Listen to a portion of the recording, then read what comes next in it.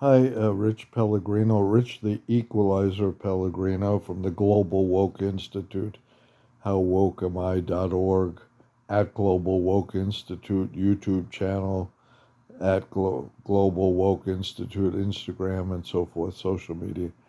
Um, so, uh, this is part two. First, part one was who killed Charlie Kirk, who really killed Charlie Kirk. Part two is what killed Charlie Kirk and Tyler Robinson, because he may receive the death penalty. So, what killed them? And it's very simple. This is an American tale of two young, very confused men who never really got to learn about their authentic identity, um, and were confused and really ultimately were bullies. One was a bully with a gun. He learned that it's okay to use a gun to take out your enemies or somebody you don't like with.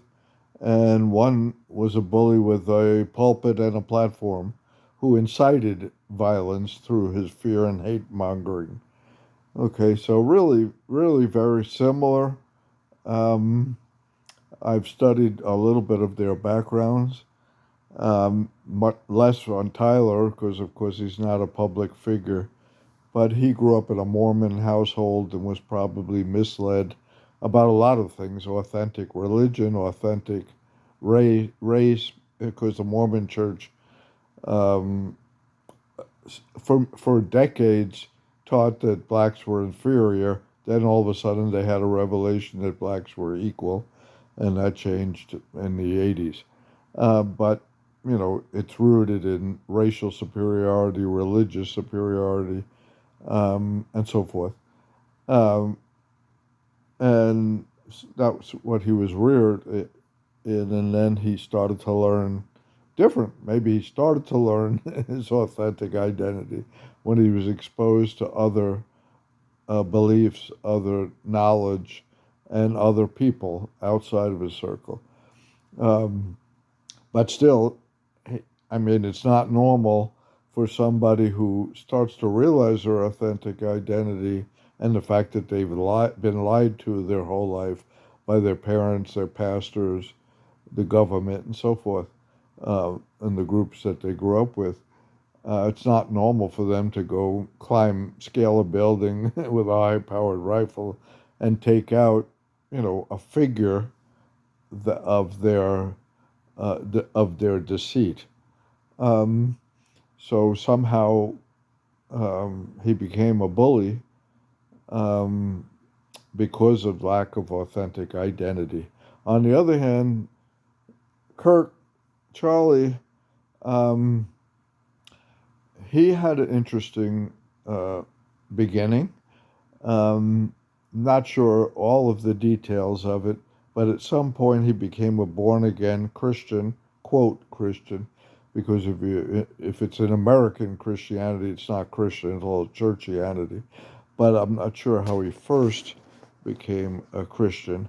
However, he dropped out of college and he was influenced or manipulated, let's say, by a few gentlemen. A couple of them were politicians and a couple were pastors. And initially, he believed in the separation of church and state, that basically you should keep your religion to yourself and among your religious peers, and politics is separate. Um, and so, but, but he was convinced by unscrupulous pastors and politicians that that's not the case. You can That Christians need to rule the world and rule this country, even though the Bible doesn't say it, Jesus doesn't say it, but American Christians don't follow Jesus for the most part. Um, so, Jesus said, render unto Caesar what is Caesar's.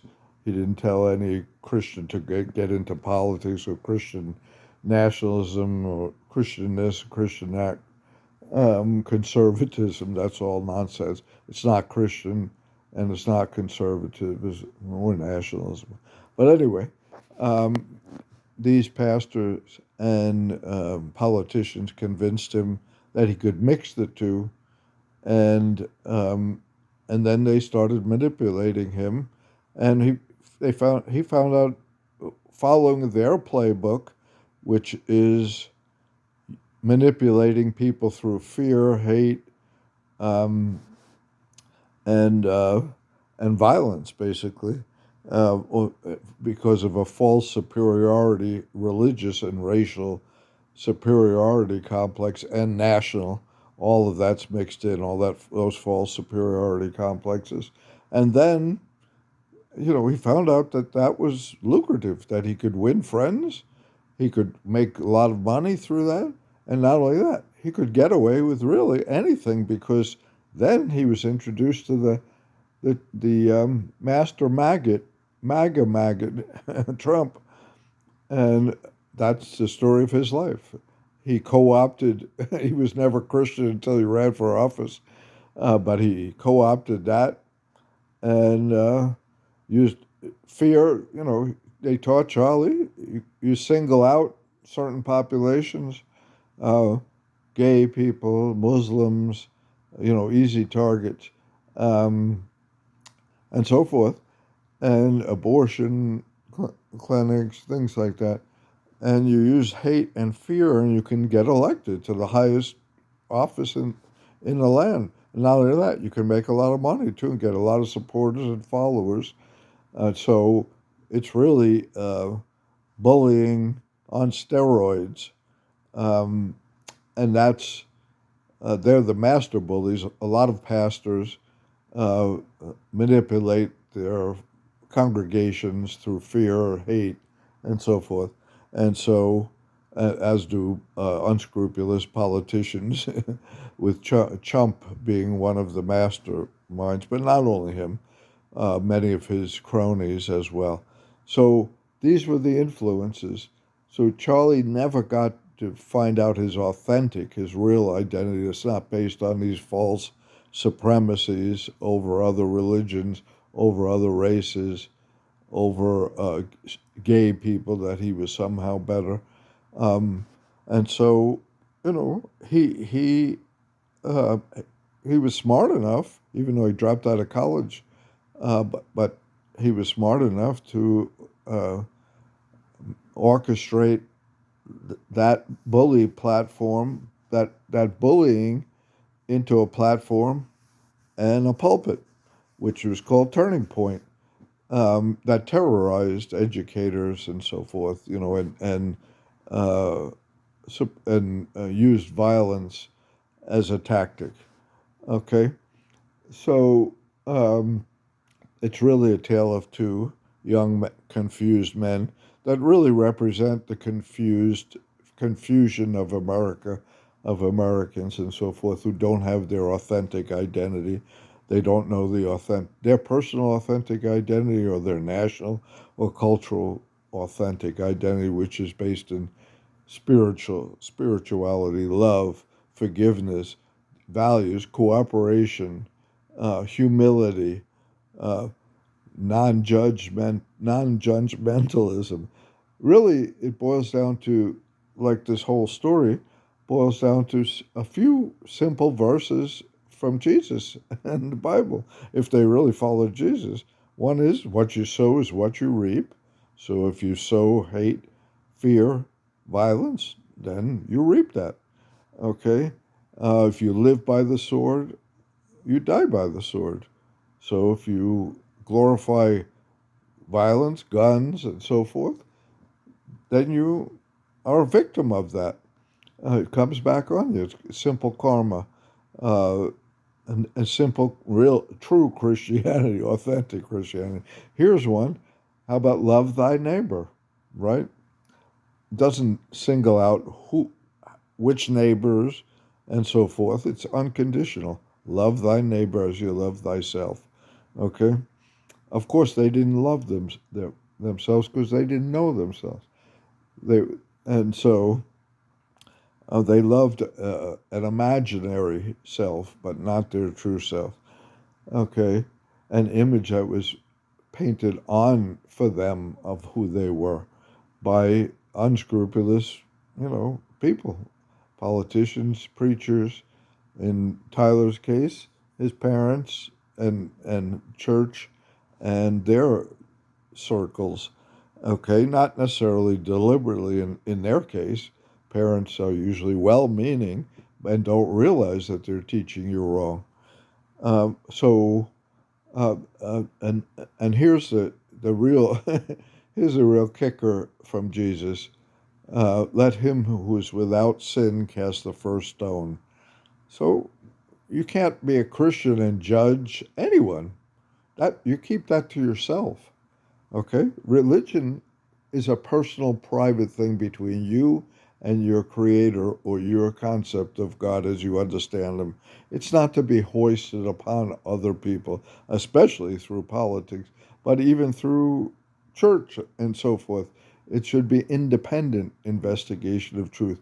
The any preacher, any Christian that tells me they know the truth, they have all the truth, beware, run the other direction, right? Because nobody does. Okay. Again, the Bible says that, we know in part. It's all about humility. Jesus was humble, even though he was, quote, the Son of God. He, he exhibited humility, not the arrogance that we see of the so-called Christian nationalists and Christian conservatives. So that's the story. That's what killed them, is lack of authentic identity and manipulation by haters, really. People who also hated are bullies who don't who hate themselves and hate others. And that's really what we got to get down to, is changing that. And I gave you the three scriptures, uh, to follow to help with that. But the on the other hand, to put it into more practical terms, how you implement Jesus' teachings, we have a perfect, almost a perfect example in MLK. Let's learn about his teachings of how he followed Jesus and implemented those nonviolent teachings to teach our authentic selves, our authentic identities, our authentic nation.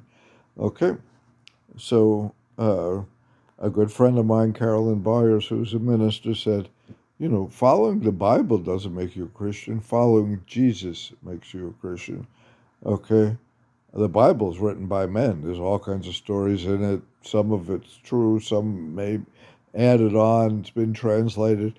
But the life of Jesus and the example of Jesus is pretty simple.